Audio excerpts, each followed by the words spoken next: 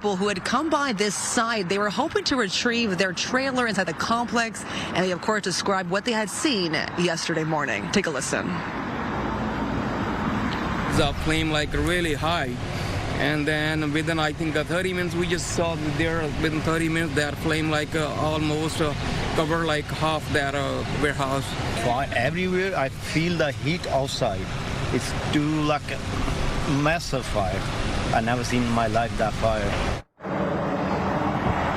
No, unfortunately, a fire department yesterday did say while, of course, the warehouse was on fire, other big rigs as well as trailers were also caught in that blaze. Again, this was a 6-alarm fire drawing more than 150 firefighters at its peak. Now back here live at the scene, I can tell you the industrial complex is still blocked off as this hour as police continue their investigation. The real focus right now, as we've been saying throughout the morning, is they're really trying to figure out a motive for this potential suspect and also combing through his social media posts to see if there's any connection to what happened yesterday morning. Pretty live in Ontario, I'm Rachel Aragon. I'll send it back to you. All right, Rachel, thank you.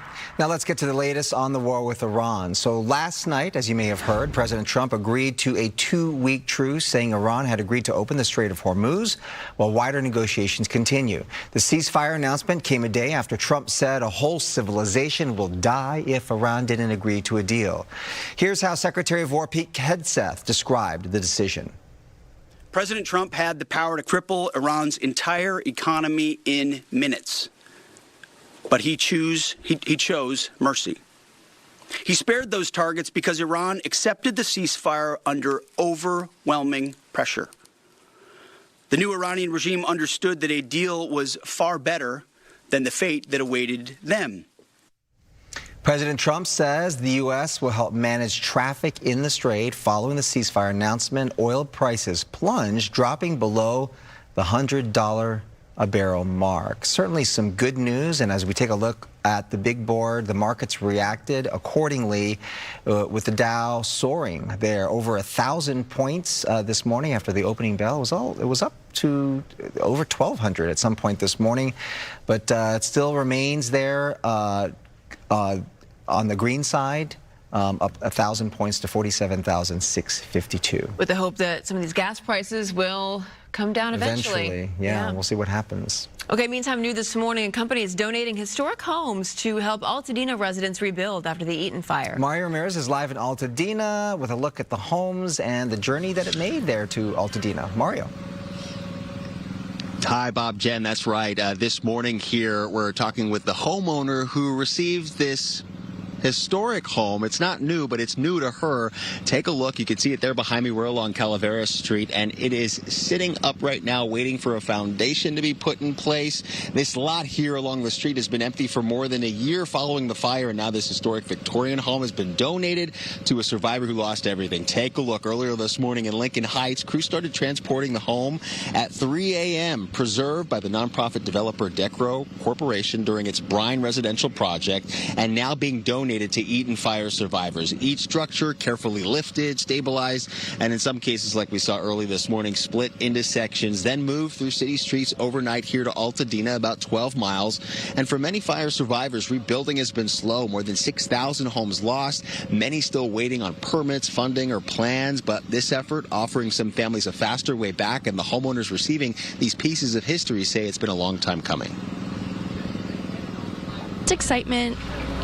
Very much gratitude, too. I think that it's just a very beautiful situation all around. The homes were sitting empty for at least 4 years, and now they get to be houses again. And there's still going to be neighbors. They've been neighbors for 100 years. And this is yet another way that people could get home. And I think that's important to show and lead, and to make it not such a mystery and accessible. Anna is receiving 2 smaller homes, replacing both her primary residence and the ADU she lost in the fire, and Brooke and her family receiving a full 2-story Victorian home set to be delivered on Friday the same exact way. Meanwhile, coming back out here live, crews will spend the next several weeks reassembling and restoring the structure right here in this lot. And while this marks a new beginning for the homeowner here, she says her heart is still with her neighbors who are continuing to struggle with the rebuilding process. Even as the sun started to come up up here in this neighborhood, we could see so many lots that are still empty, evidence of how destructive that fire was and how much more work still needs to be done with the rebuilding efforts. For now, live in Altadena, I'm Mario Ramirez. Back to you. Yeah, the whole process of coming back has been very slow, but this helps, bringing a bit of history back to Altadena there. Step in the right direction. Thank you, Mario. This is the International Space Station. How do you hear? Right before you launched, you said you can't wait to talk to us on the space to ground, and it is happening, brother. I cannot believe it. Wow, so yesterday the Artemis II astronauts made the first ever moon ship to space station radio call. They connected with the crew of the International Space Station.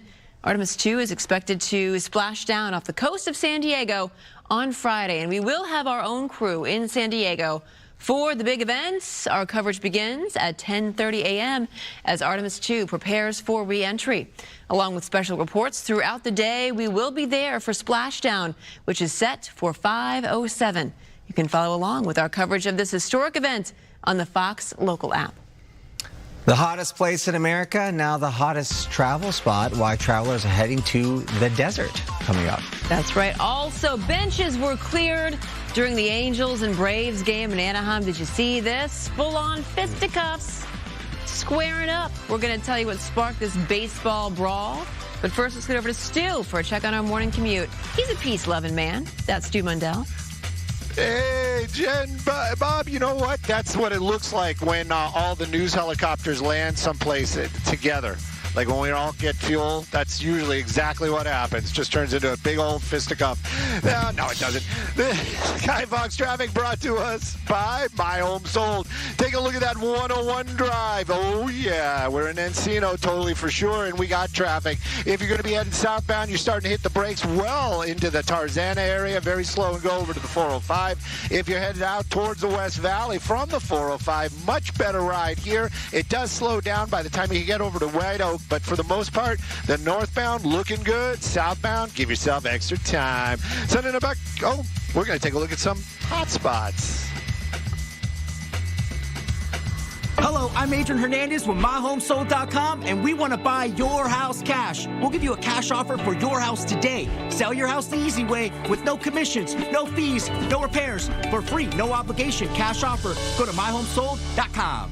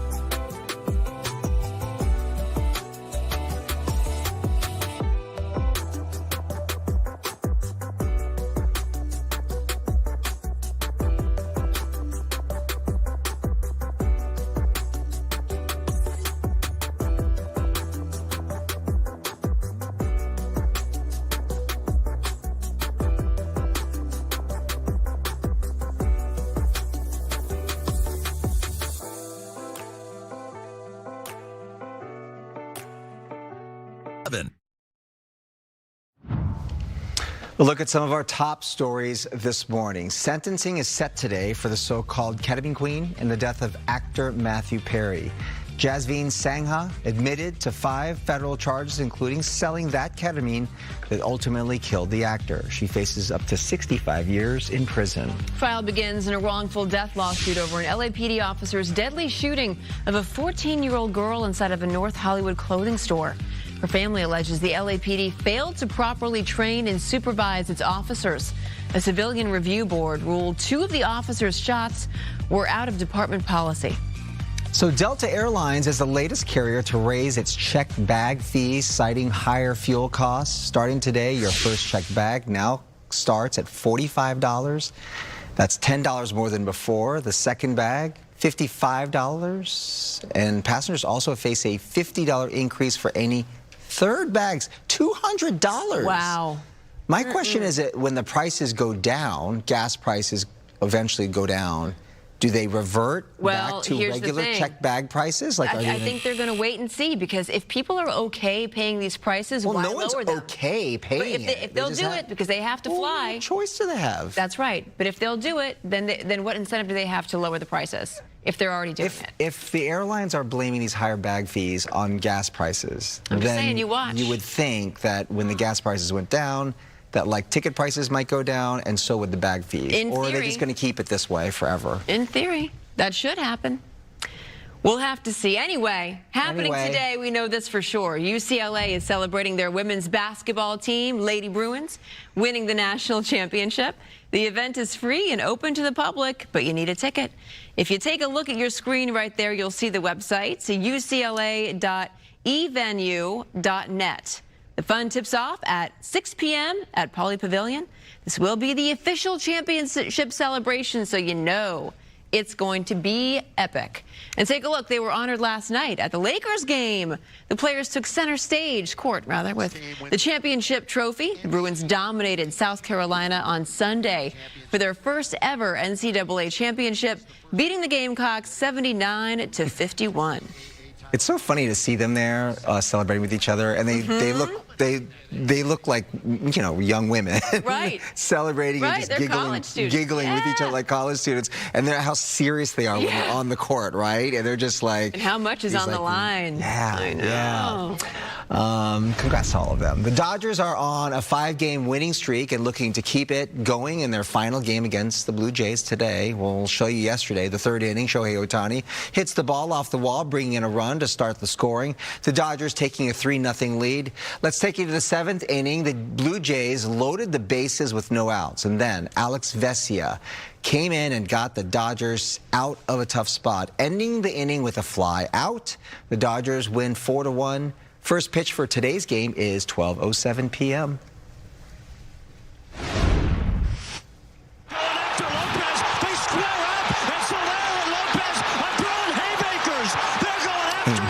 Haymakers. Both of them were ready to get some shots in, right? Look at that. I mean, it was pretty serious. Not pretty. Things got heated between the Angels and the Braves. In the 5th inning, Jorge Soler got upset after a high pitch from Reynaldo Lopez, and they were ready to go. Soler ran toward the mound. Both players began fighting, clearing the bench.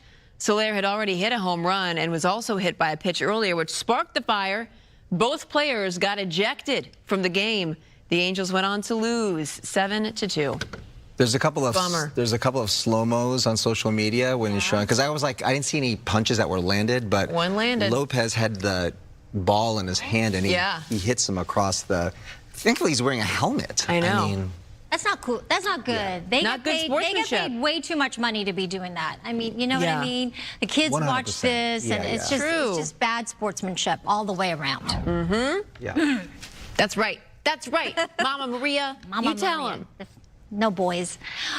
Okay, no bueno. Let's talk about this. This is a lot more exciting. We've got an area of low pressure. This is one of 2 storms that I'm watching. This is going to move down the coast and bring us some nice rain, actually. There's a chance we could see some thunderstorms as this and that second system kind of merge together, really bringing in some unstable, colder air. And this is going to bring us some light to moderate rainfall at first. And then that chance for thunderstorms means that we could get some heavy downpours at times, depending on where you are, maybe even some small hail. But anywhere from a half an inch to an inch and a half of rain is expected from Friday through Monday. Even some snow up above 6,000 feet. So just a little taste of winter here locally with some snow expected in the Sierra Nevada. The wind is not too strong right now here, but up towards the high desert areas, if you're headed up to the Tehachapis, there is that wind advisory that's still in effect through around 11 o'clock this morning. So a little gusty through California City if you're headed there later this morning. 84 in Bakersfield for that high temperature, 77 for downtown LA, 98 in Indio, 73 in San Diego. Our temperature trend here, you can see how we are going to really cool things down as these storms roll through. 81 today, dry in Pasadena, then dropping to around 62 on Sunday with that chance for storms, and then drying out as we get into the better part of next week. Here's another trend here in Ontario. 83 today to 80 tomorrow with plenty of sunshine, and then the clouds roll in Friday with that chance for showers this weekend, even as late as early Monday. All right, let's check in on traffic now before you walk out. We've got Samada with a look at our freeways. Hey, Samada. Good morning, Marie. Good morning, everyone. So, yes, you have today, tomorrow to prepare for the incoming rain. Check in on your vehicles, your tires, make sure they're good, your windshield wipers. You know the deal. We have this deal for you. Unfortunately, a three-vehicle crash has a couple issues with blocking lanes. Westbound 10 at Arlington Avenue. You can see the delays there. It's also impacting the eastbound side. We're looking at speeds through the area about 7 miles per hour. And this issue here, getting word of a big rig, one of their tires caught fire. Northbound 215 at the 60. So just a heads up, it's going to slow your ride a little bit. And through Fontana, this is going to be a Caltrans camera, both directions of the 10 eastbound, westbound, right there at Cherry. Overall, looking nice and smooth there. Back to you. Or stay with us. We'll be right back. Woo!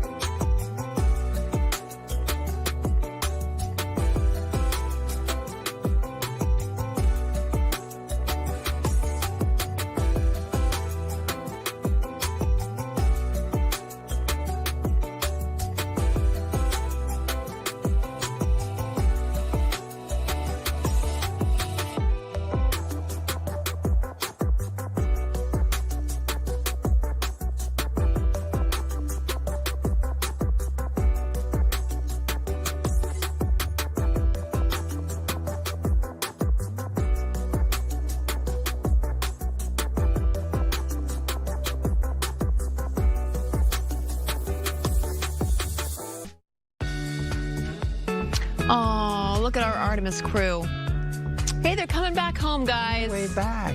Can't wait to see that splashdown off the San Diego coast. 5:07 on Friday. On Friday. We're going to start our live coverage, by the way, at 10:30 a.m. on Friday. That's got to be sort of like a, bittersweet for them, because it's like you get to see the moon. You're the furthest person out. Right. You make history, and then you see it. They got to see something that no other human being has ever gotten to see. Right, and now it's in the rearview mirror right there. You're like, bye, moon. I wonder what they're thinking. They literally get to say goodnight, moon. Good night, man. Hey, if you love the outdoors and you wanted to enjoy the best national park in the country, well, you won't have to go very far. But you will need a lot of sunscreen. Death Valley has been crowned America's #1 national park by the vacation rental platform Home to Go. Yeah, the hottest, lowest, driest spot in North America beat out Yellowstone and the Grand Canyon. I love the Grand Canyon. I've never been. Oh my God. I know. I've never. The rankings were based on price, crowds, and convenience, and Death Valley came out on top, with nearby stays averaging just about $40 a night. Talk about a steal and a deal. Another California win. Not after we tell everybody. Oh, yeah, well, I know, that's right. Depending on also what time of year you go, it is blistering hot there.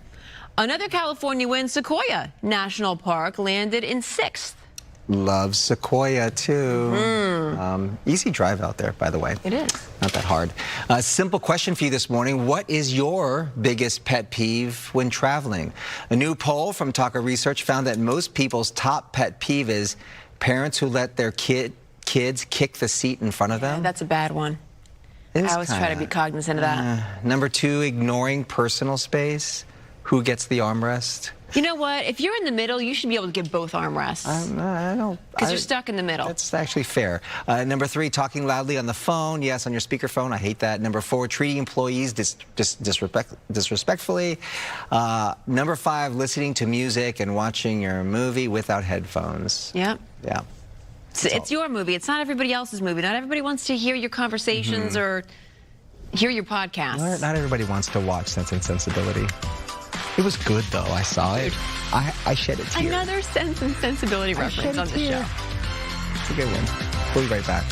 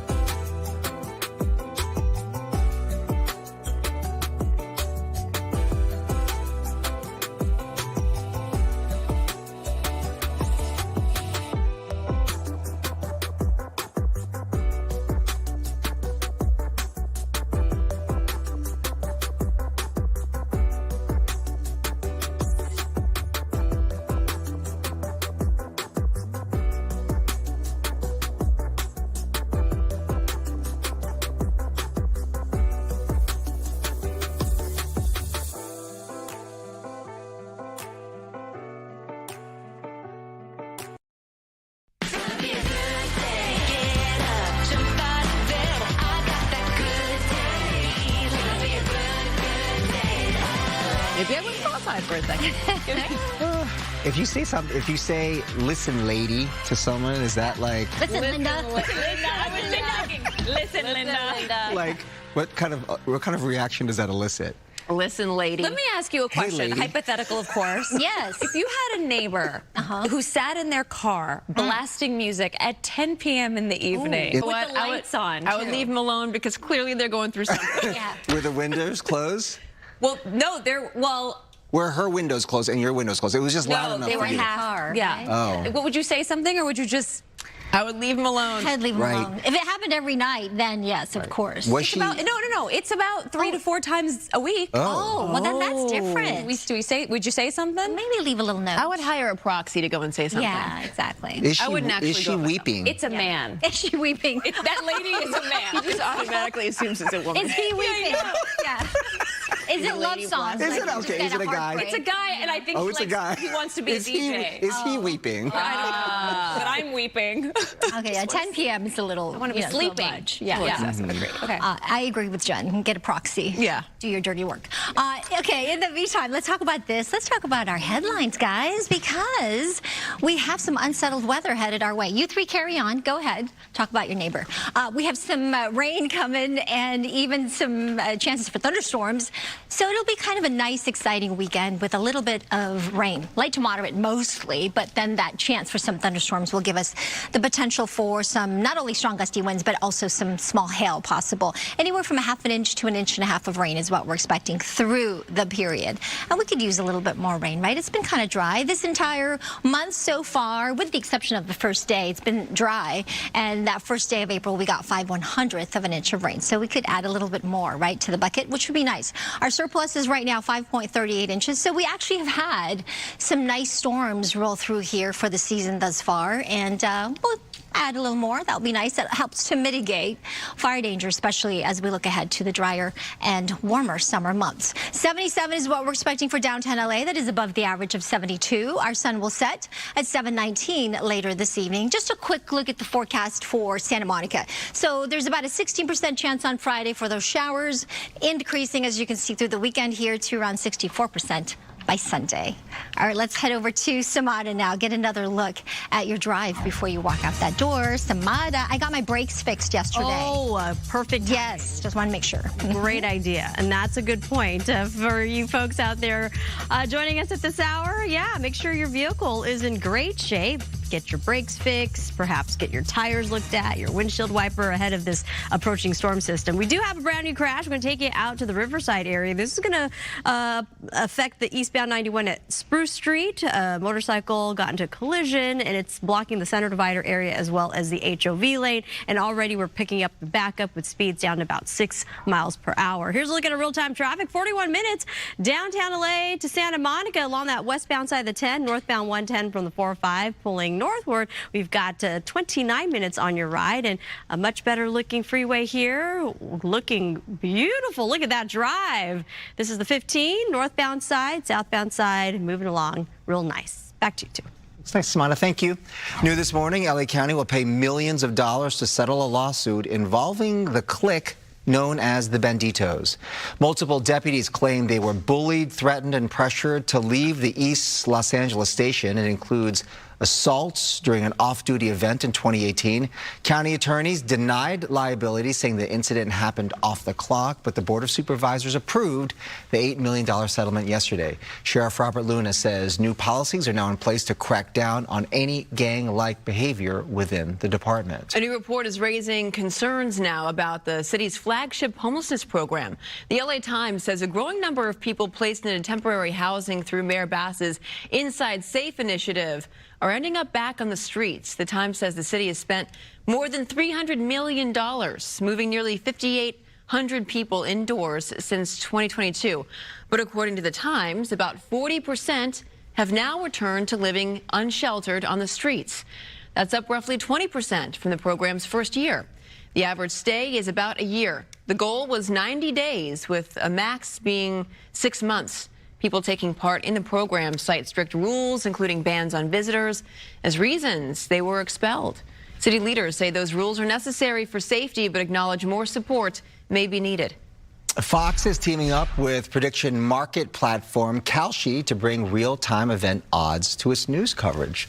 The partnership will integrate Kalshi's probability data into Fox News, Fox Business, Fox Weather, and its streaming service Fox One. While Fox won't use Kalshi for political coverage, the data will enhance graphics and analysis on major stories.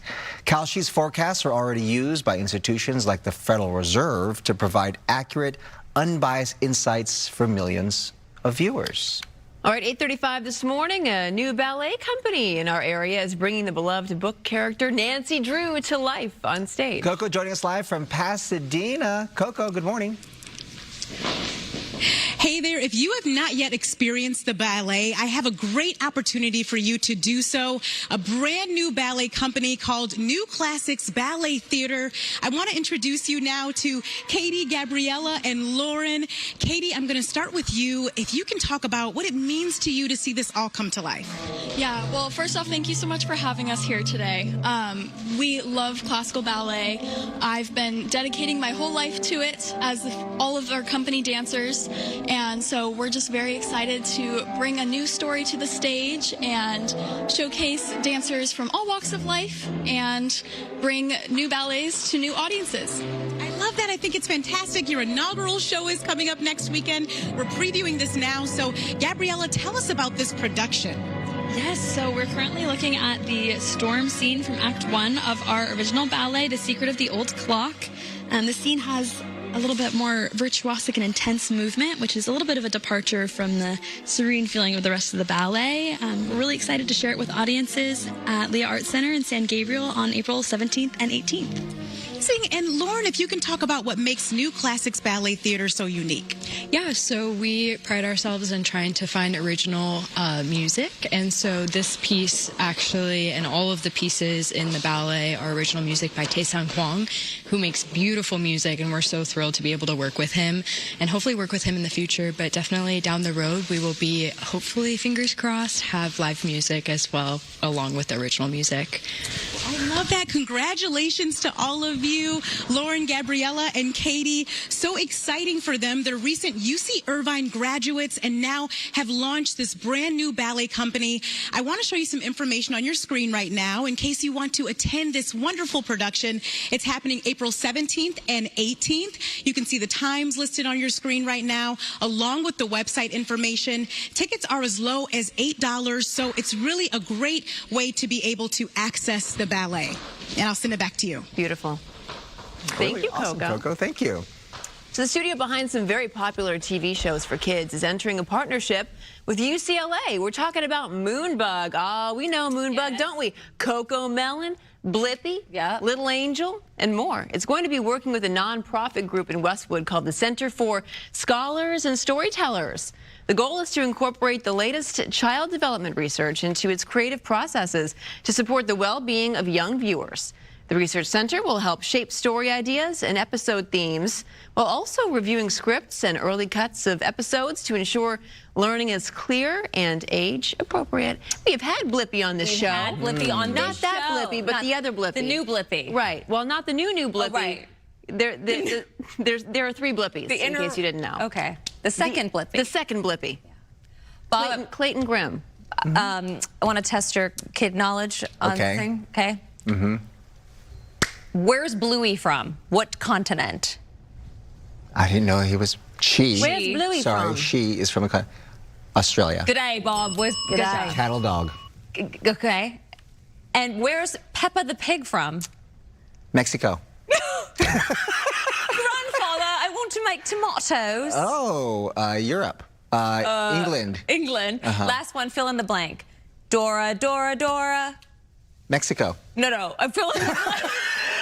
Guessing Mexico for everything. I love Mexico. Dora, Dora, Dora. Explorer. Explorer. Explorer, yeah. Come on, The Explorer. Mm-hmm. Dora the Explorer. Yeah. Okay, and what does she wear? Backpack. That's right. Nice. Backpack. Bob, good job. Nice job. We love, because the floor is coming back. Uncle It's all Bob. about pop culture and trivia, so I wanted to get us started going. Entertainment sponsored by Yamava Resort and Casino. Hollywood labor talks are heating up again. Now, this is with SAG-AFTRA and the studios. They're going to be resuming negotiations on April 27th after pausing talks last month. The Performers Union is pushing for better pay, protections against AI, and casting changes. Now, this comes after the Writers Union very quickly struck a deal speeding up the timeline. SAG-AFTRA's current contract ends June 30th, and all eyes are on whether they'll extend it to 4 years like the writers recently did. What was the last contract? Because I feel like we just went through this. It feels like it was just yesterday. Right, it does. Was it like 2 years ago? 2 years ago? So the contract's only for 2 years. That one, yeah. It's like award season's over and strike season begins. Yeah. Oof. Well, I hope that the AI protections is a really big, that's huge, big conversation. It's uncharted territory there. Absolutely. All right, well, we already started our trivia, but you can get ready for more trivia battles because Fox's hit game show, The Floor, returns for season 5 tonight. I'm Rob Lowe, and this is The Floor. Yes, it is. Tonight's 2-hour premiere at 8 p.m. is on Fox 11. It's hosted by Rob Lowe. The show now features 100 contestants competing on a massive grid of trivia categories of all ranges, because they might even ask, where's Peppa Pig from? You never know. They just might. And there's a $250,000 prize on the line, but there is a twist this season. Top players mid-season will be frozen and safe until the others catch up. You can watch The Floor tonight, or you can watch it later on Hulu. I think we would do well as a trivia trio. Okay, so obviously trio, entertainment. I got entertainment, pop culture. Bob is anything related to Los Angeles. Not I feel music, like landmarks, but history, current events, weather. Yeah. And Jen? and the answer is always it's Mexico. Mexico. Yeah. Mexico. Oh. And then I have no idea what I would be good at, but I feel like a lot of kids stuff. Yeah, right? You've got that down. Children's programming. Absolutely. I can tell you about the latest, greatest Graco, car seats. True crime. True crime. Yeah, you got us. You got us. You know what? We've got you too in this morning's poll. We're asking you, what's your LA 28 plan? Here are the results. Okay, 60%. Yeah. They are not interested.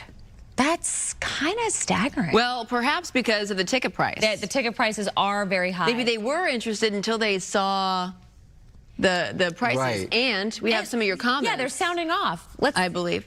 We're working on it. If you go onto foxla.com and you go to these questions of the day, you can weigh in on this. Well, Michael said LA 28 got our hopes up with the promise of affordable tickets. Not cool.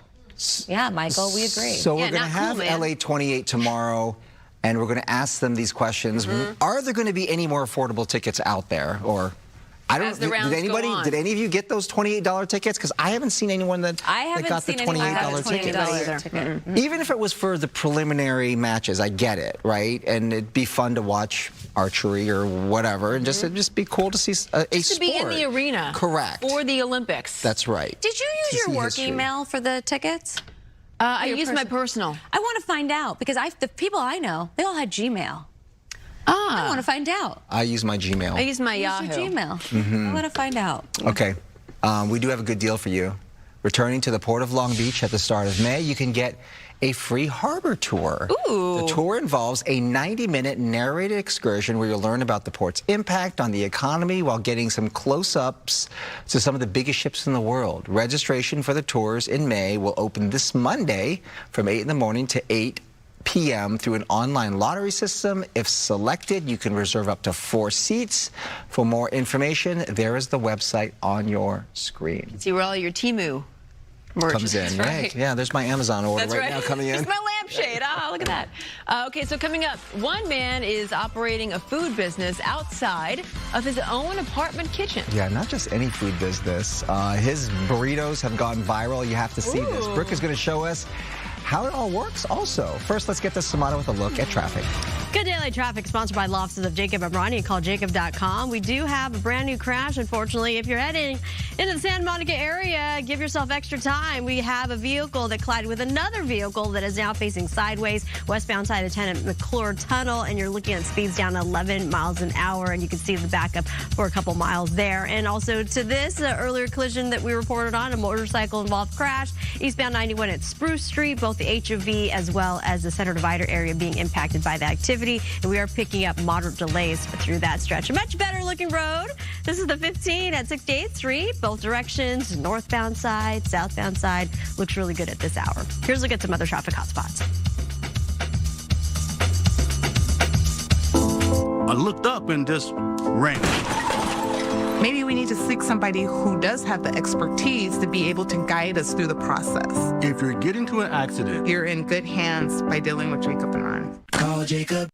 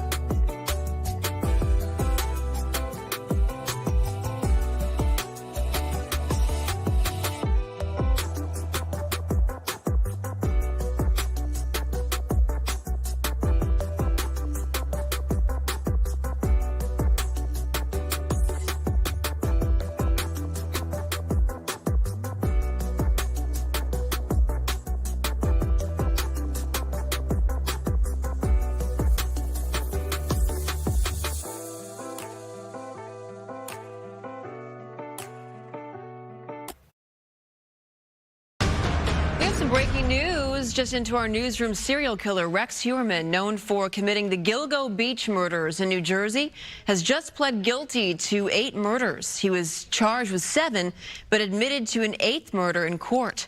62-year-old Heuermann lived as an architect for decades, completely undetected by friends and family. Police say Heuermann strangled his female victims. Many of them were sex workers, and he buried their remains in remote locations, including along an isolated beach. Heuermann faces life in prison and will be sentenced at a later date. Sharp turn. Ready for some family fun? Look no more.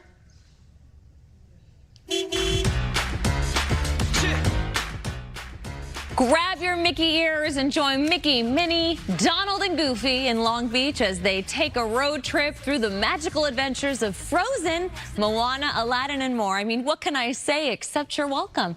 You're welcome to join the magical adventure April 23rd to the 26th. Get your tickets today.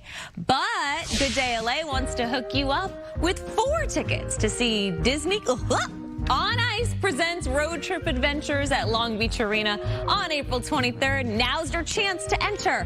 You can go ahead and scan that QR code right there on the screen, or go to the pinned post on our Facebook page, because we're going to be selecting one winner today after 2 p.m. So be sure to answer your phone when we call, because you only have 2 hours to respond before we have to move on. All right, good luck to our viewers. Now we're going to send it on over to Maria for a check on the forecast.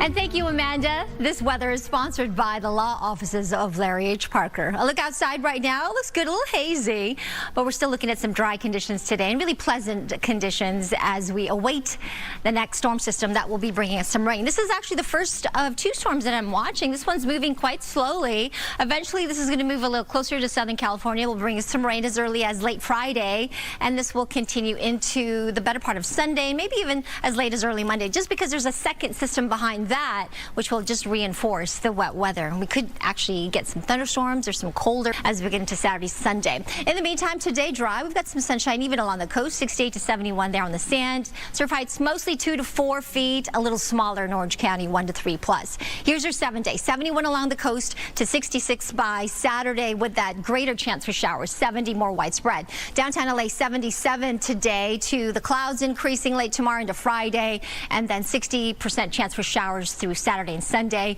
And the valleys, Inland Empire, quite nice actually, with that 84 expected today. Cooling to around 71 on Saturday. Mountains, 68 in Big Bear. A chance for some snow up in Big Bear, with that snow level dropping to near 6,000 feet. High desert areas, 80 degrees, beautiful conditions. And as we look at the Coachella Valley, nice today with temperatures in the upper 90s. But for Coachella Festival coming up this weekend, a 50% chance for showers if you're headed there on Saturday. Back to you. All right, Maria, thank you. LA Clippers owner Steve Ballmer and his wife Connie are donating $110 million to expand mental health education. Cal State LA will receive the largest portion of the funding with a $48 million grant. UCLA and Cal State Dominguez will also receive part of the grant. The money will fund training for more than 1,000 social workers and counselors, and the goal is to increase access to high-quality, culturally responsive mental health services for children and families in under-resourced areas. 8:52 this morning, a local chef is running a new breakfast pop-up business out of his own apartment. Yeah, the business, to say the least, has been booming. He's gone viral on social media. Brooke is joining us live from Koreatown to introduce us to him. And those burritos, I have to see this.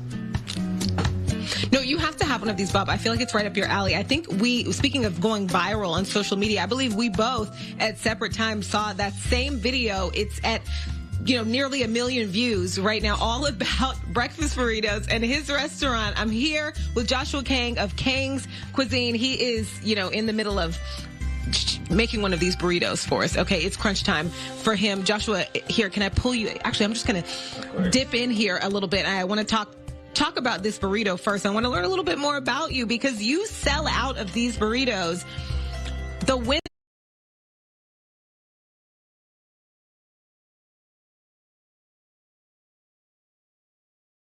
before you even make them on Sunday. Yeah, okay, so talk to me. What's so special about this burrito? This is a very unique Korean-inspired breakfast burrito.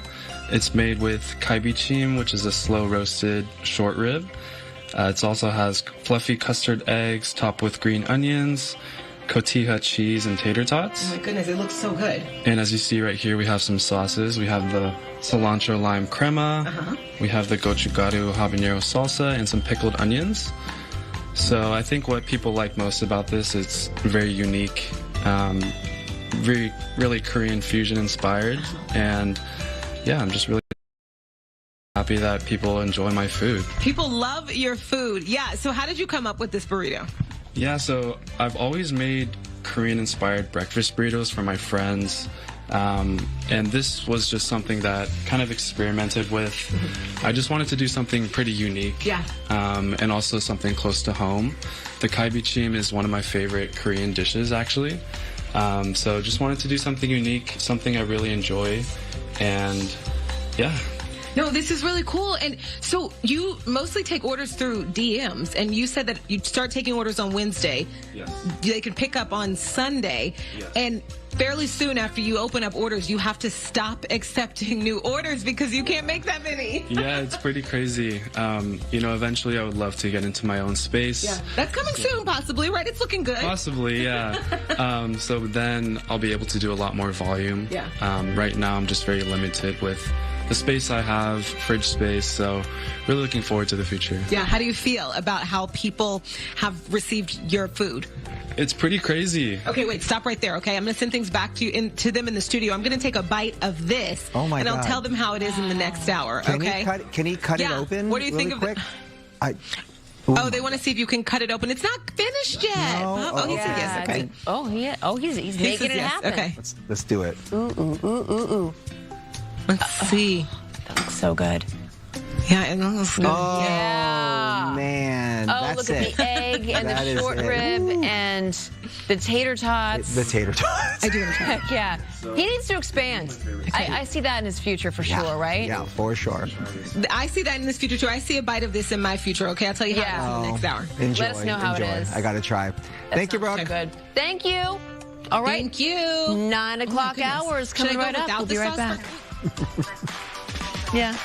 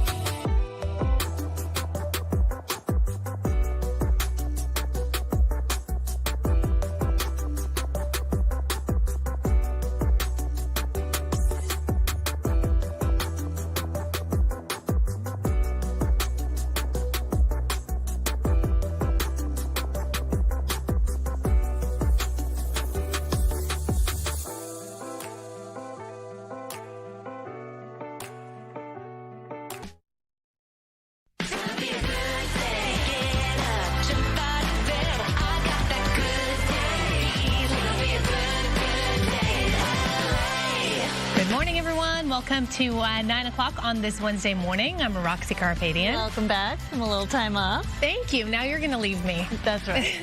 For the rest of the week. I know. All right, I'm Sandra Endo. Thanks for joining us. Let's take a look at today's headlines. So we are learning more about the massive warehouse fire in Ontario. Details on the employee who's accused of starting it. Plus, after losing everything in the Eaton fire, one homeowner is getting a fresh start with a donated historic home. Mario is showing us the progress and how it's going. Plus, you know, you're never too old to hit the bars. Now, some need some nightlife inspiration, and maybe it's all in the stars. The city of WeHo has some recommendations for you based on your Zodiac sign we're going to discuss. But first, my Scorpio siren. How's the weather? It looks good for that kind of bar. I thought you were talking about maybe some exercise bars or something. Yeah. It's lifting the bar. Yeah, lifting bars. All right, we've got some sunshine today, dry conditions, really pleasant actually, ahead of a system that I'm watching. In fact, 2 storms. This is the first one that's going to be bringing us that good chance for some showers beginning on Friday. I grabbed the wrong button. I'm going to step over here and grab the right one here, but we are anticipating temperatures to be quite pleasant this afternoon. Right now it's 66 in Victorville, 59 in San Bernardino, 63 downtown LA. It's 48 in Big Bear, to that 77 in Palm Springs. High temperatures today in Palm Springs, 96, 80 in the high desert areas. The mountains, 68 with plenty of sunshine in Big Bear. We are expecting some snow as we get to the weekend, but today dry. 77 for downtown LA, pleasant in the valleys in the Inland Empire to that 84 degrees. I'll show you the rest of the forecast. I'll time out these storms as they arrive coming up in just a few moments. Back to you. All right. Thank you so much, Maria. Let's head out to the IE for a follow-up on that massive warehouse fire in Ontario. A man who works at that facility is now under arrest on suspicion of arson. That's right. Rachel Aragon was on this story yesterday when the fire first broke out, and she joins us live from Ontario with the very latest on the investigation. Rachel. Hey, good morning. All is quiet this morning here in Ontario, just outside the Kimberly-Clark Distribution Center. A very different picture, as you guys know, than yesterday morning. Take a look at these images right here. This video, of course, is what some people saw as they were driving towards this industrial complex. It really highlights the flames and just how far spread that smoke was. Well, this morning, we're learning more about that suspect who was arrested and accused of setting this massive warehouse on fire. Police have identified him as 29-year-old Chamel Abdul Karim, a Highland resident. And Ontario police say initially he was believed to be an employee of Kimberly-Clark. Now it's been confirmed otherwise he's an employee of NFI Industries, which is a third-party distribution company of Kimberly-Clark. We know around 20 or so employees were inside the facility when the fire broke out. And for some background, again, this facility houses larger quantities of household paper items, things like Kleenex and toilet paper. Officials confirmed to us yesterday that the internal sprinklers were working at the time, but as you can imagine, with the volume of those paper products, that added much more fuel to the flames. Well, here's Ontario police talking about how there was an initial report of an employee missing, and it was later confirmed to be the suspect that is now in custody. So initially, yes, he was. There was an employee reported missing. That employee was later found. We did make a connection that employee that was missing and found was confirmed to be the suspect. So we don't know if he was on duty working at the time, but we can confirm that he was on scene of the fire at the time that it started, yes. Now, images of the fire, again, just remarkable. This was a 6-alarm fire. We're told that at its peak, about 175 firefighters were on scene battling this blaze. The good news and remarkable news, there were no injuries to report. Now, back here live again, a very different scene. I will tell you, though, that there's still a few police cruisers out here blocking off this industrial complex as the investigation continues. Right now, police are really focusing on a motive and trying to figure that out. They're also, we're told, digging through some social media posts of the suspect that is now in custody. Reporting live this morning, I'm Rachel Aragon. I'll send it back to you. Wow, what a mess, though. Good thing that no one got hurt in all of that. Thank you so much, Rachel. Appreciate it. The FBI investigating a shooting in Northern California involving ICE officers. Dashcam video captured yesterday's confrontation in Patterson. That's about 50 miles east of San Jose. ICE officers say they were conducting a targeted vehicle stop to arrest Carlos Ivan Mendoza Hernandez. He's an alleged gang member who's wanted for questioning in connection with a murder in El Salvador. ICE officers say he attempted to run over a federal agent as officers surrounded his vehicle. The suspect was hit and the car crashed through the center median. Hernandez was hospitalized, but his condition is unknown. We are conducting a thorough, methodical investigation to understand what transpired prior to today's shooting. This will take time as our agents conduct our investigation and our evidence response team finishes processing the scene. Federal officers did not provide any specifics about the actual homicide in El Salvador. Following months-long protests in Minneapolis, new video shows moments leading up to a shooting involving an ICE agent in the city. This happened back in January. Federal immigration officials initially said an immigrant from Venezuela ran from a traffic stop. Then he and another man attacked an ICE agent with a shovel for several minutes before the agent opened fire. But surveillance video recorded by a city-owned camera contradicts that story. Instead, two men struggle with the agent for a few seconds before running inside a home. The agent fired in their direction, hitting one of the men in the leg. The New York Times reporting federal prosecutors did not watch video of the shooting until weeks after charging one of the immigrants with attempted murder. Those charges have since been dropped. The ICE agents involved are now under investigation for potentially lying under oath. Now to the latest on the war with Iran. A two-week truce now underway. The ceasefire announcement coming just one day after President Trump said, quote, "Whole civilization will die if Iran did not agree to a deal." And here's how Secretary of War Pete Hegseth described that decision. President Trump had the power to cripple Iran's entire economy in minutes. But he chose mercy. He spared those targets because Iran accepted the ceasefire under overwhelming pressure. The new Iranian regime understood that a deal was far better than the fate that awaited them. Both sides are presenting vastly different versions of the ceasefire terms. Iran said the deal would allow it to formalize its new practice of charging ships passing through the Strait of Hormuz. President Trump said the U.S. would work with Iran to remove buried enriched uranium, though Iran did not confirm that. A U.S. senator is calling for stricter airport security and the return of the TSA's hated shoes-off policy. Democratic Senator Tammy Duckworth criticized former Homeland Security Secretary Kristi Noem for ending the shoes-off rule. Duckworth says the decision, which was made last July, creates a dangerous security gap, especially after a report found scanners can't effectively screen shoes. Noem argued the change improves efficiency without compromising safety. Back in 2001, the shoes-off policy was introduced after a failed shoe bomber incident. New this morning, a company donating 2 historic homes to help Altadena residents rebuild after the Eden fire. Mario Ramirez live in Altadena with all the details. Good morning, Mario. Hi, Sandra. Roxia, what was once old is now new again, at least for one homeowner this morning here in Altadena. We're along Calavera Street in this neighborhood, and you can see it there behind me, that century-old Victorian home waiting for a new foundation. This is just the beginning of a second life after it was hauled here early this morning, and the homeowner very close by. She's been watching this all morning, and so have we. Take a look. Crews working carefully, transporting this historic home cut into sections so they could navigate city streets and their final destination here in Altadena, a 12-mile trip that took a little over an hour. It'll be reassembled and restored in the coming weeks. It's one of 2 homes that are being donated by DeCrow Corporation, a Culver City-based nonprofit affordable housing developer, after being saved from a recent demolition. Now, what we can tell you is they're going directly to impacted residents like Anna, who lost everything in the Eden fire. Take a listen. I had thought about moving a house. I had toured a house that was moved, and it was interested me. I thought I could handle that, and but I couldn't find anything small enough, and I couldn't figure out how to. I didn't know what to do. And Brooke and Michael were looking at the Victorian, and they called me and said, "Are you still looking to move a little house?" And I said, "Nope, can't find one." And they said, "Oh, we think we found you one," and that's literally how it happened.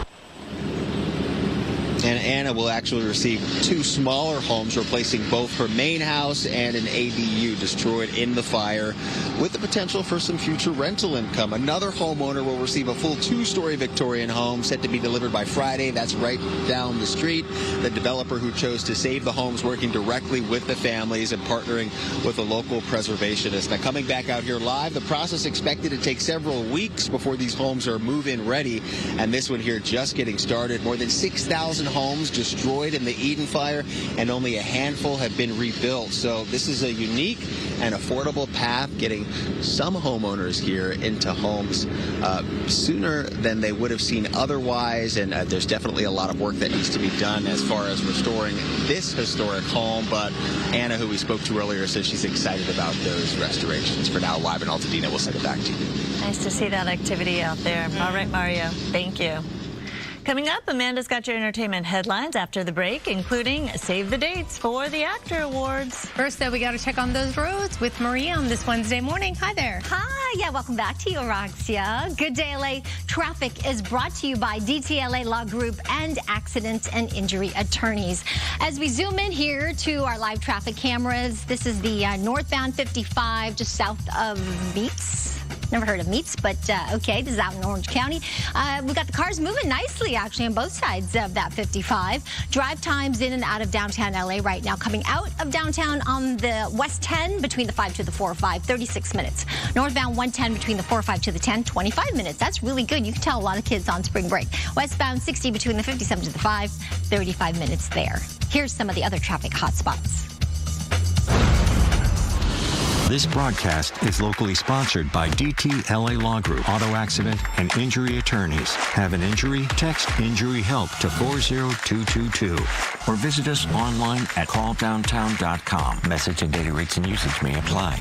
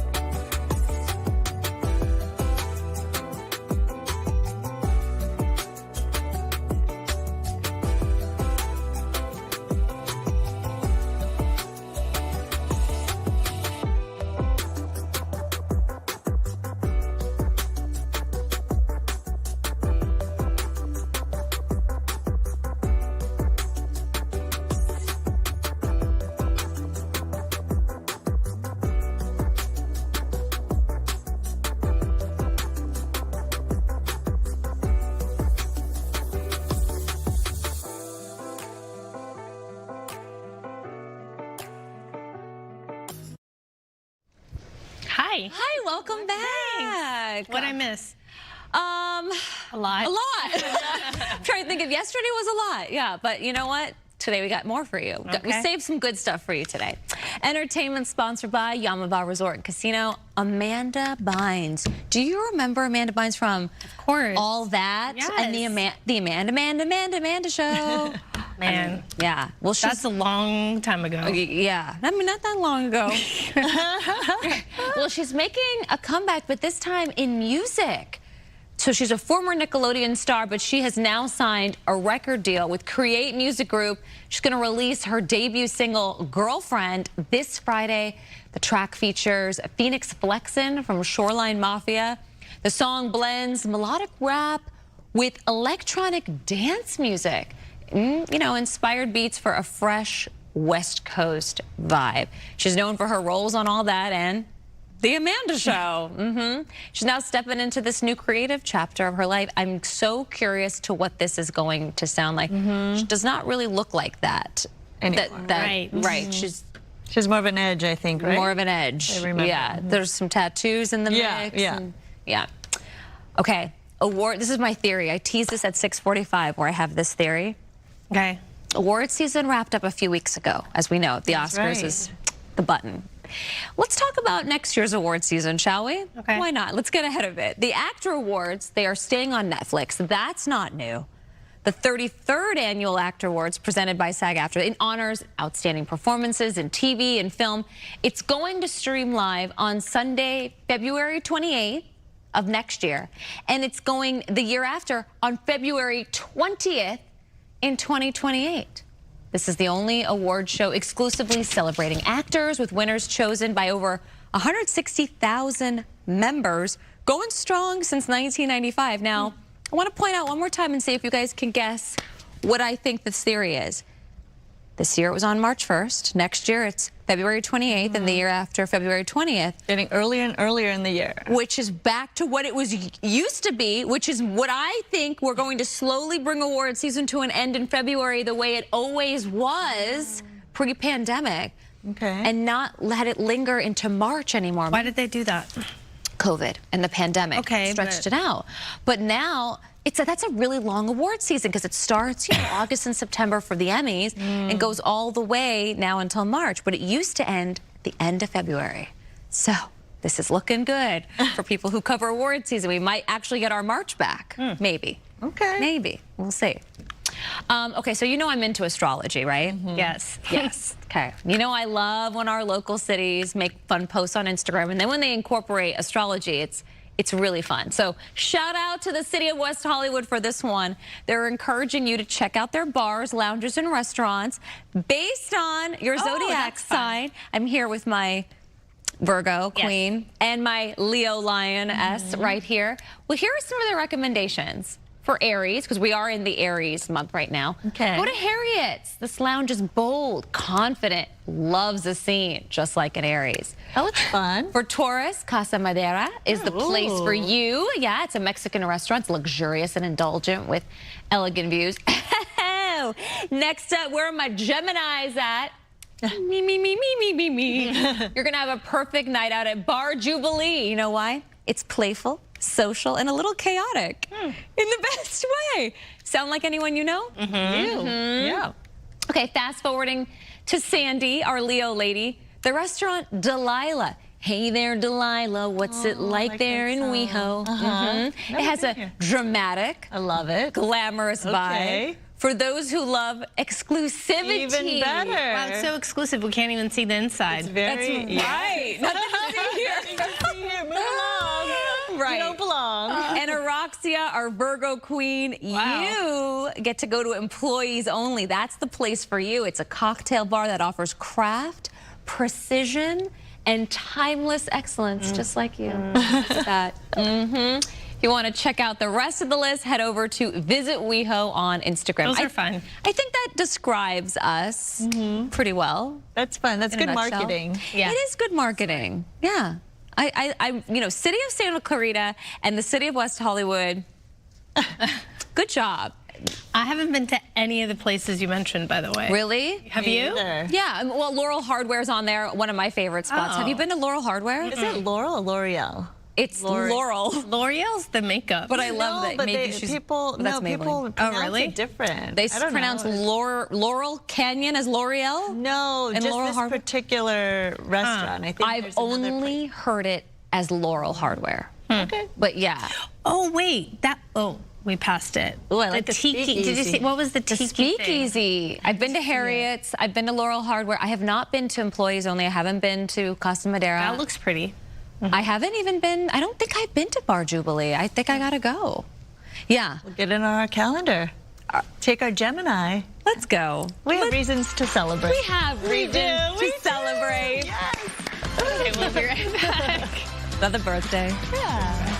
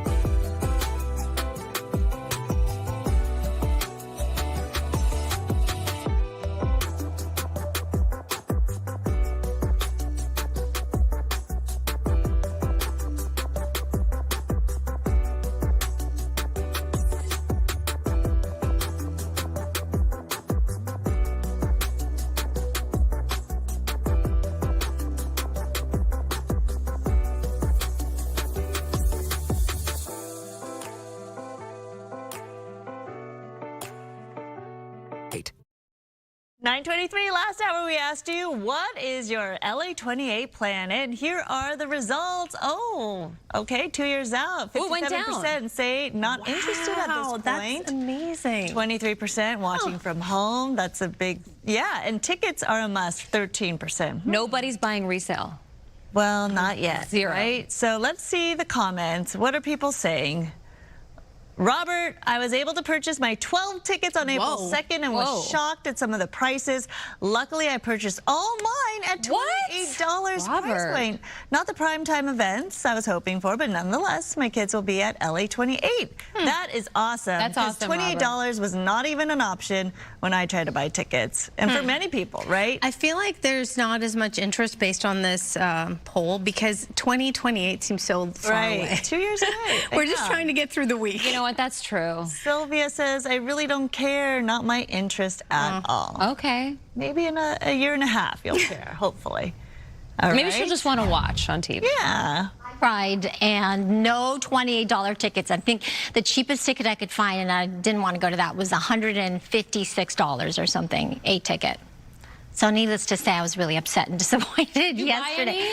No, I ended up not getting any. So I still have my window that's open today. So I'm going to think about it. But I don't think I'll be able to. It's just cost prohibitive at this point. Anywho, we've got someone coming in from LA 28 tomorrow, so I've got some questions for that person. In the meantime, let's talk about this. Good Day LA weather is sponsored by Pechanga Resort Casino, and we've got some sunshine right now.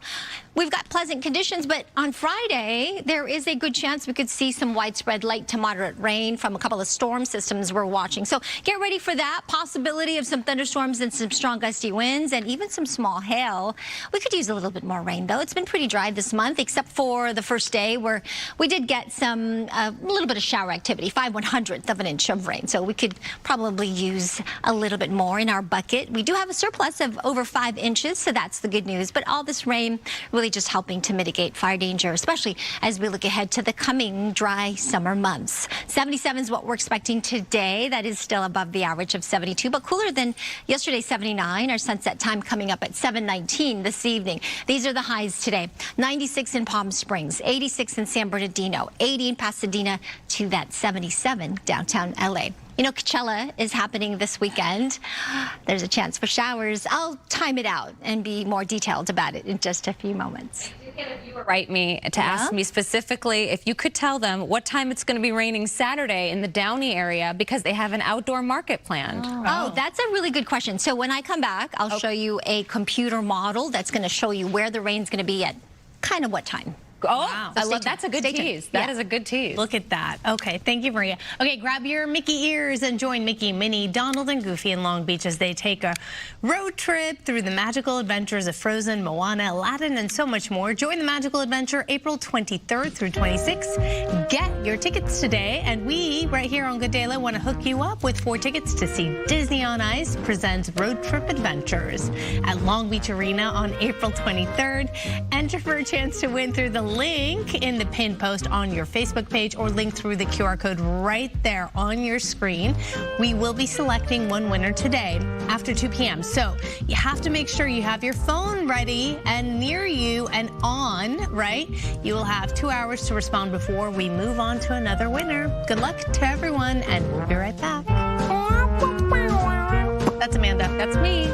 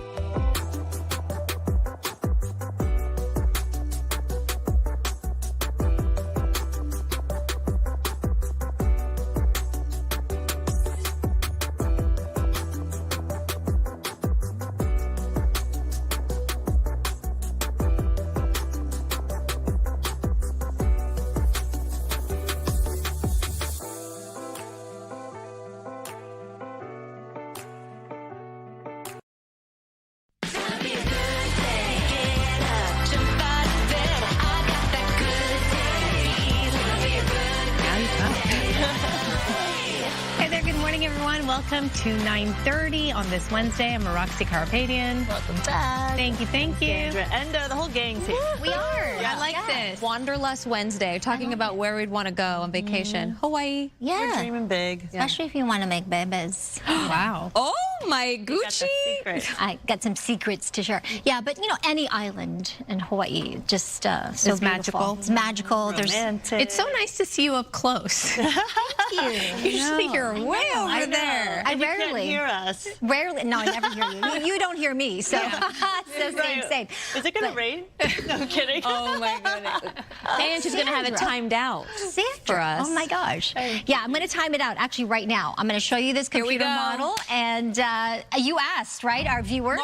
Martha asked. So here we go. Pay attention now. Here is our Futurecast. There's that area of low pressure.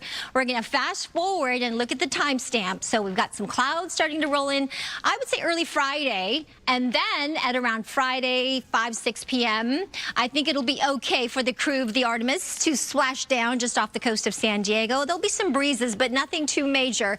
That line of showers will move in, and then Saturday, I think you can be prepared for some light to moderate rain. Okay, nothing too heavy. However, that being said, there is a chance for some thunderstorms. So there could be some heavy downpours, some heavier downpours here with the darker green through Sunday, and then clearing out by late afternoon Monday is when we expect things to really quiet down. Not a whole lot of rain, though, so it shouldn't be too significant in terms of the impacts. About 4/10 of an inch of rain in Woodland Hills, downtown LA, about 1/2 inch. Similar conditions in Pasadena, maybe a little more up to the mountains like San Bernardino, a little over 1 inch there. Otherwise, high temperatures will be pleasant today up in Crestline 69, but look at how it dives down to 46 on Sunday with that chance for snow above 6,000 feet.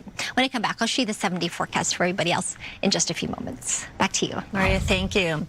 Happening today, sentencing for the so-called Ketamine Queen and the death of actor Matthew Perry. Jasveen Sangha faces up to 65 years in prison. She pleaded guilty to 5 federal charges, including selling the ketamine that ultimately killed the actor. Perry, best known as Chandler Bing on Friends, had long battled addiction. He was found dead in his Pacific Palisades home in October 2023. Dr. Salvador Plasencia, who admitted 4 counts of distribution, was sentenced last year. Another doctor, Mark Chavez, was ordered hundreds of hours of community service. An Ontario warehouse is in ruins following a massive 6-alarm fire. And this morning, an employee at that facility under arrest facing possible arson charges. Let's go straight out to Rachel Aragon, who was all over this story. I was breaking yesterday morning. What is the latest, Rachel? Hey, good morning. Other than a few police vehicles outside the complex this morning to block off entrance for this warehouse, it's really quiet this morning. But take a look at yesterday's video. A very different story. In fact, video, of course, showing people's drive towards the industrial complex. The smoke and the flames really do speak for themselves. I know Stu Mandel yesterday saying you could see the smoke from as far as 14 miles away yesterday. But this morning, we're learning more about the suspect arrested and accused of setting this massive warehouse on fire. Police have identified him as Tramal Abdul Karim, a 29-year-old Highland resident. Ontario police say initially he was believed to be an employee of Kimberly-Clark. Now it's been confirmed from police he's an employee of NFI Industries, which is a third-party distribution company of Kimberly-Clark. For some background, again, about 20 or so employees were inside the facility when the fire broke out. We know that this facility, by the way, houses larger quantities of household paper products, things like Kleenex and toilet paper. Officials confirming, though, the internal sprinkler inside was active and working at the time. But as you can imagine, they said the volume of fuel, meaning really the paper products, really did add fuel to the fire and make it challenging to overcome. Fortunately, though, there were no injuries. But here's Ontario Fire Department just laying out how unique this fire was. Yeah, definitely it was uncharacteristic fire.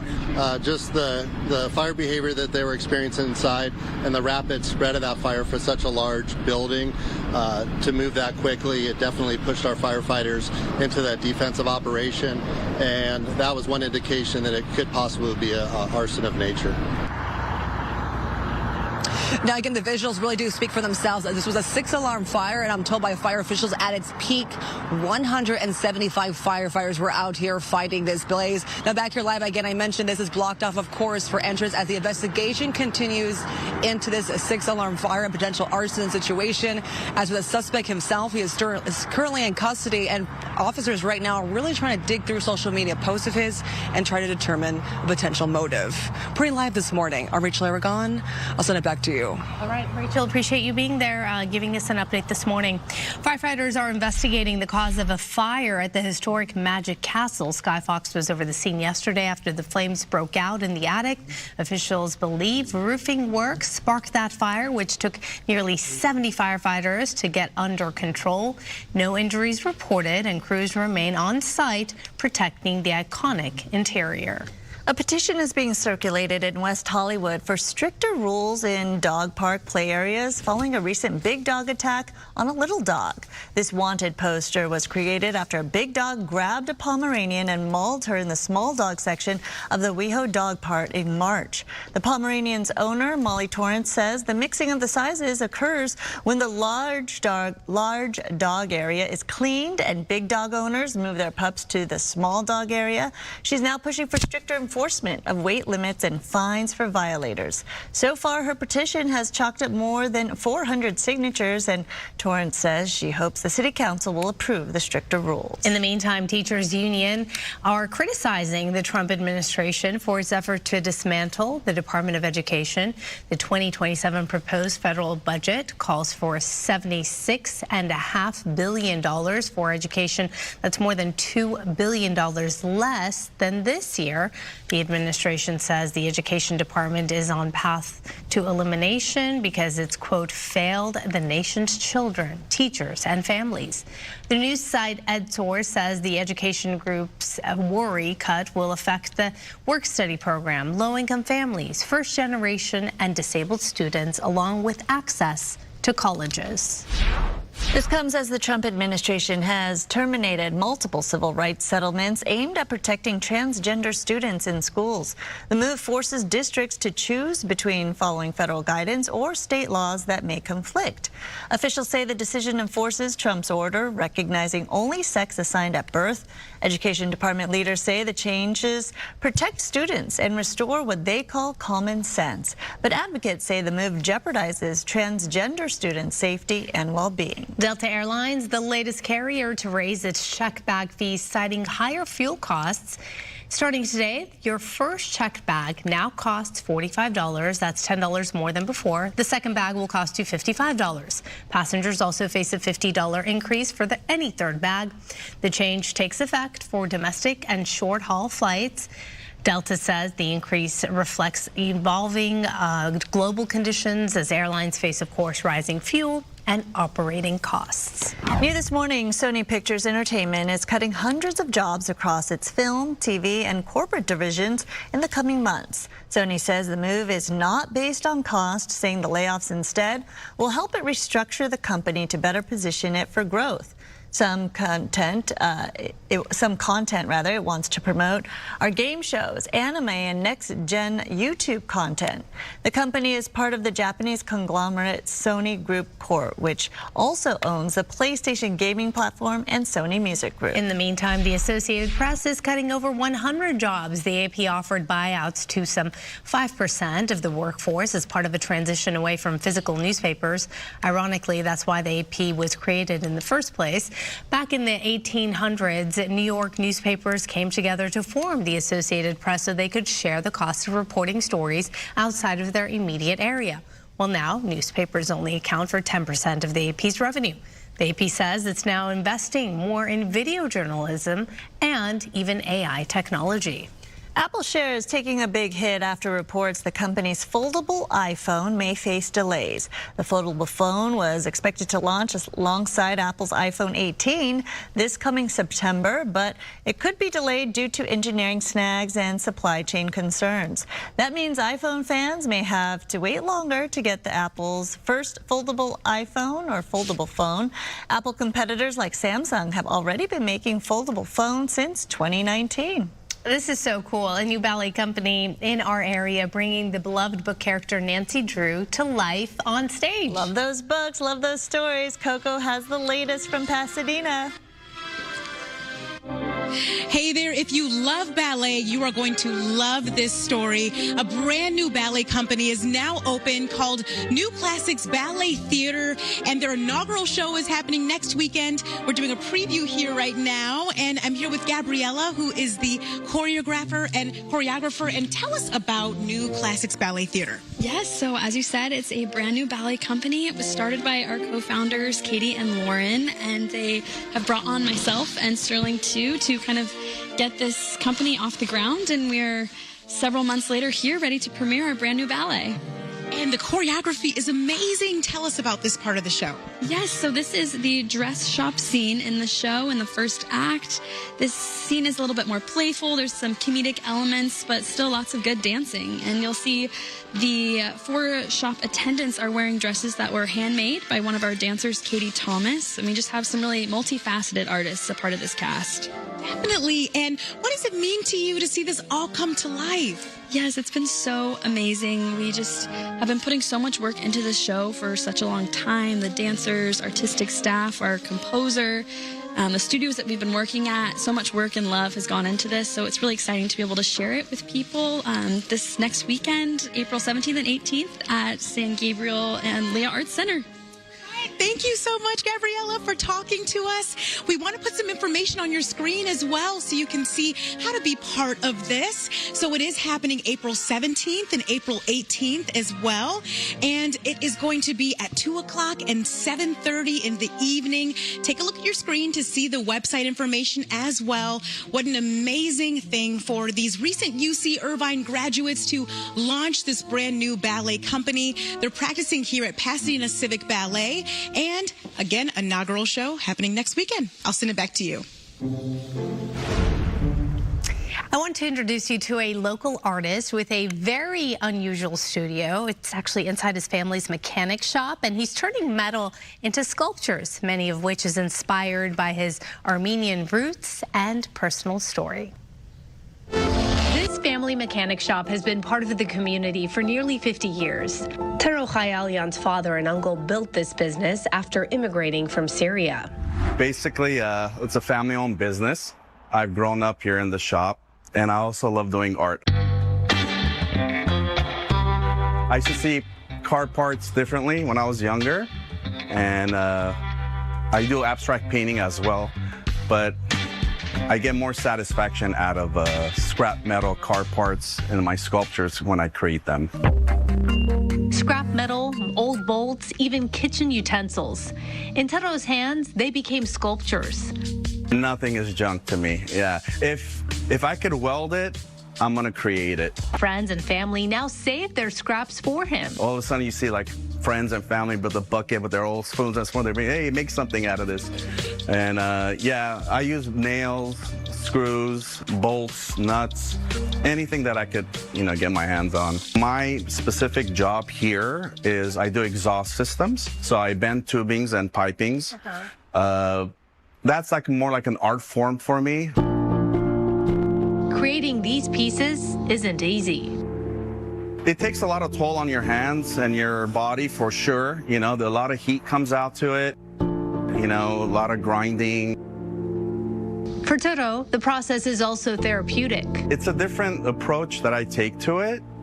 I challenge myself even more when I'm doing my sculptures than rather me sitting there and just doing a regular painting. The experience from it, the meditation through my sculptures, it satisfies me a lot more. Many of his pieces reflect his Armenian heritage, including a powerful sculpture honoring the memory of the Armenian genocide. I want to show people what they could see, what we have endured with all the pain through one of my sculptures. But his wife Maral says inspiration can also come from everyday life, even pop culture. Tero has always really loved Johnny Depp and Tim Burton. Those are his true inspirations.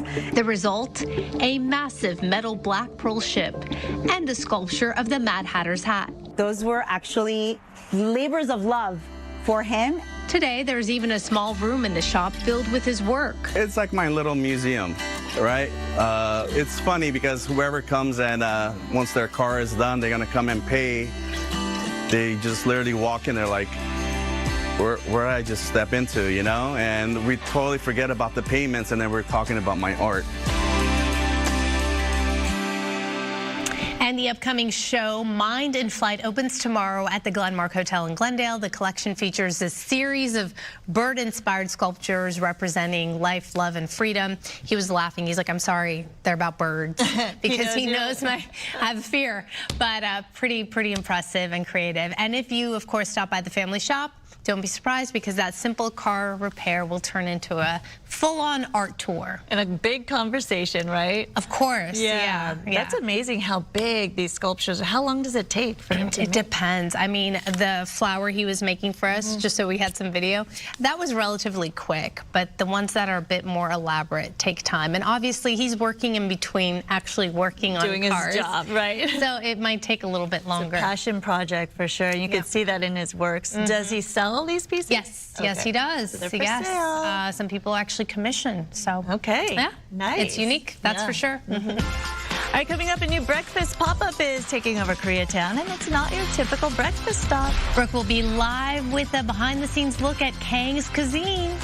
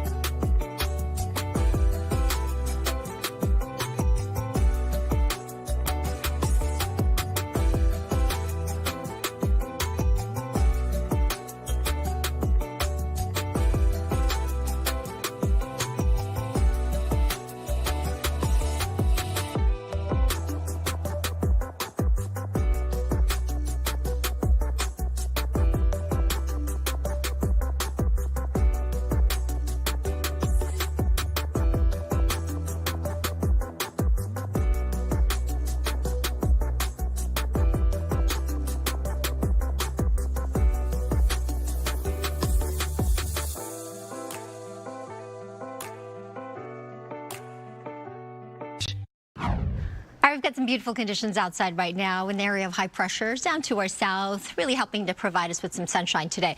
But this storm system here, in fact, this is storm 1. Storm 2 is upstream. This is going to move in, bring us some clouds, I'd say starting late tomorrow into Friday, and then some shower chances later in the afternoon on Friday with rain and thunderstorm chances through Saturday and Sunday.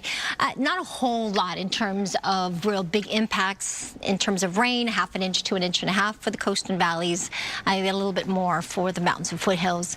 As far as surf heights go today, it's not a bad day to go to the beach, 2 to 4 feet. Ventura County to LA County beaches. Orange County a little smaller, 1 to 3 plus. Same for San Diego.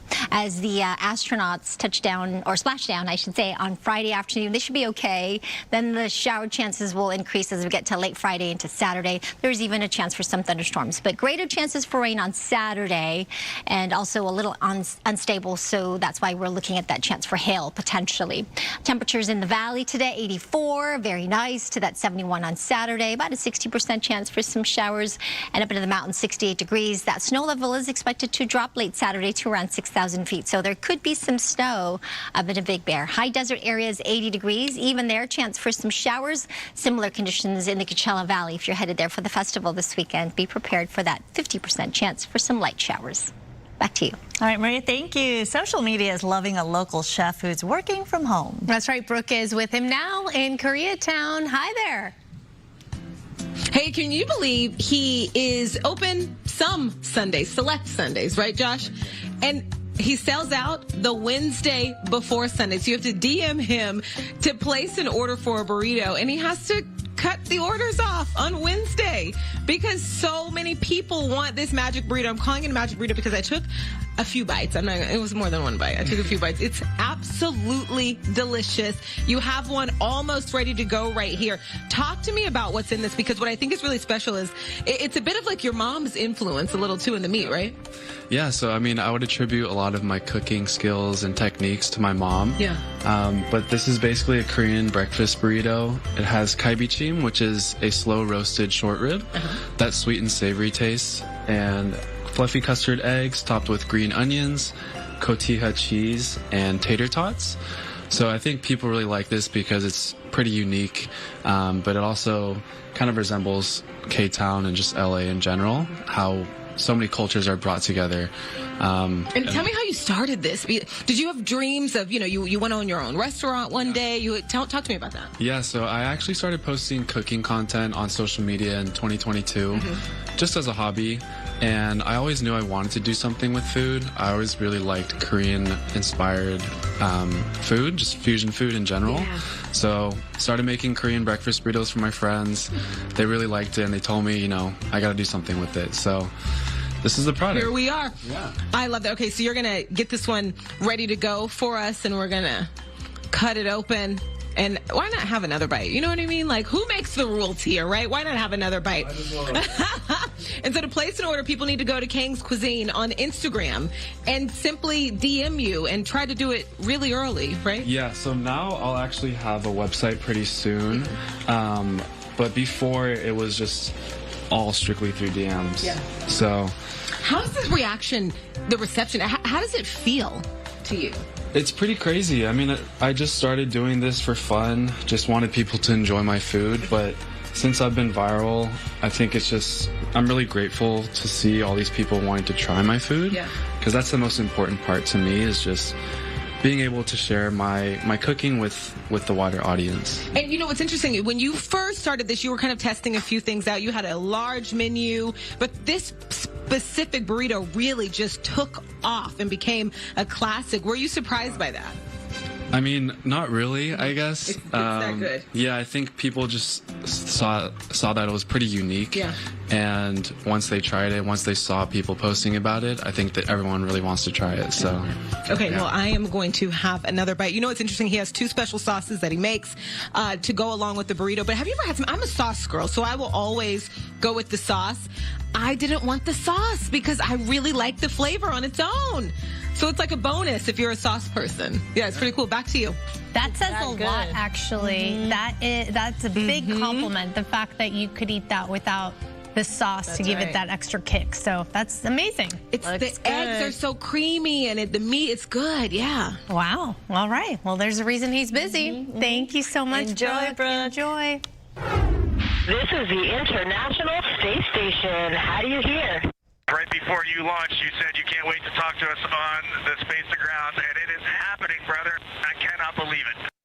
Yesterday, the Artemis II astronauts made the first ever moonship to space station radio call. They connected with the crew of the International Space Station. As you heard right there, Artemis II is expected to splash down off the coast of San Diego on Friday. We'll have our own crew in San Diego for that event, and our coverage begins at 10:30 tomorrow morning as Artemis II prepares for re-entry, along with special reports throughout the day, so make sure you set your alarms. The splashdown is scheduled for 5:07 p.m.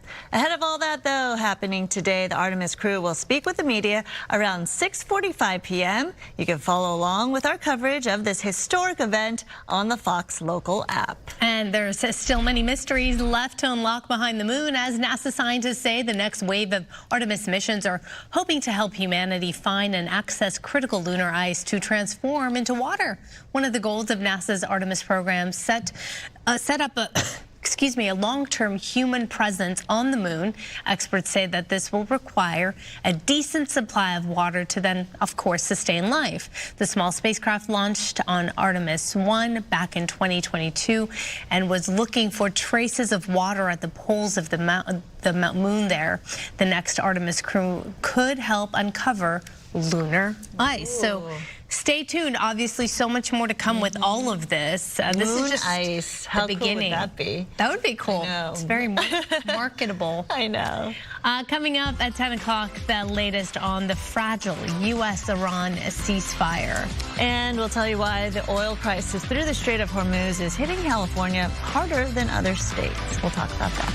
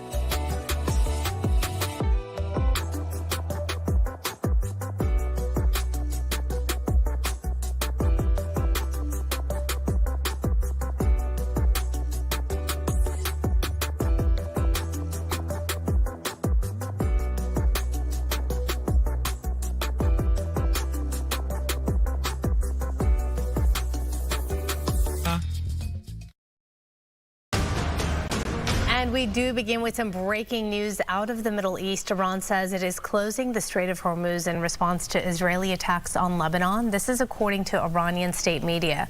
These pictures are from the capital of Beirut, where emergency workers are looking for survivors from Israeli airstrikes. The strikes came just hours after the ceasefire announcement. Israel says the agreement does not extend to its war with the Iran-backed militant group Hezbollah in Lebanon. However, Pakistani mediators say that it does. Israel says it hit more than 100 Hezbollah targets within 10 minutes. 112 people are dead, hundreds are wounded. This is according to Lebanon's health ministry. No word yet from the White House on what this might mean for the new ceasefire with Iran. And you know what? This time yesterday here locally, the sky above Ontario was filled with smoke as a massive warehouse house there went up in flames. Yeah, this morning a worker from that facility sits behind bars suspected of starting the fire. Let's go straight out to Rachel Aragon in Ontario with the very latest. Rachel? Hey, good morning. That suspect right there is still in custody, but a very different and quiet scene this morning outside the Kimberly-Clark facility right here in Ontario. But let's get straight to this video again, because this is what so many people saw early yesterday morning, not long after the fire broke out. You can see just how large those flames and the smoke is seen from miles away. Again, this fire breaking out around 12:30 yesterday morning. And now we're learning more about the suspect. This person right here accused of setting this massive warehouse on fire. Police now identifying him as Chamel Abdul Karim, a 29-year-old from Highland area. Now, Ontario say initially he was believed to be an employee of Kimberly-Clark. It's now been confirmed he's an employee of NFI Industries, which is a third-party distribution company of Kimberly-Clark. For some background, again, around 20 or so employees were on site when this fire broke out. This distribution center, by the way, houses larger quantities of household paper products, things like Kleenex and toilet paper, which did add fuel to the flames, firefighters said, and create quite a bit of a challenge. The good news is there were no injuries to report, but earlier yesterday I spoke to several people who returned to the site who did not work for the company, but they wanted to retrieve their trailer.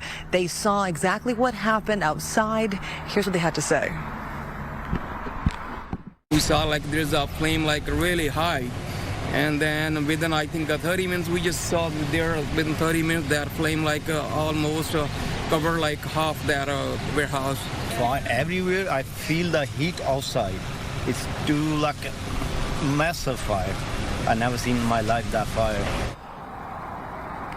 Now, unfortunately, firefighters later on yesterday did confirm this, other than, of course, the warehouse that caught fire, there was also some big rigs and trailers that also caught fire as well. Again, this was a 6-alarm fire. At its peak, it had 175 firefighters out here fighting this blaze. Well, back here live, I will tell you that it's been pretty quiet, other than the fact there are several officers outside this complex blocking it off for now as the investigation continues. I know there's a lot of questions about what's next for this suspect. We know right now he's still in custody, and a lot of the investigation right now is centering around social media posts that he had posted, and they're trying to see if there's any kind of connection between those posts and what happened yesterday morning.